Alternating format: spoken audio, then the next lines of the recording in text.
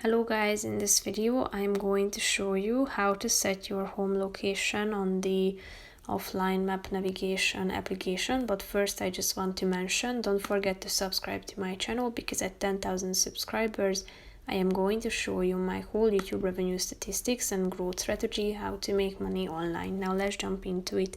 First of all, open the app on your phone.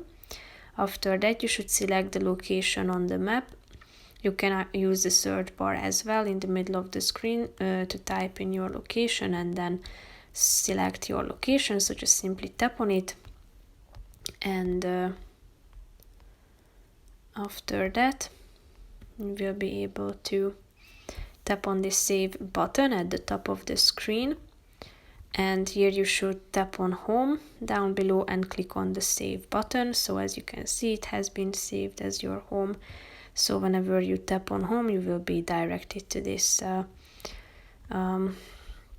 location on the map. So that's pretty much it for this video, guys. See you in the next one. Bye bye.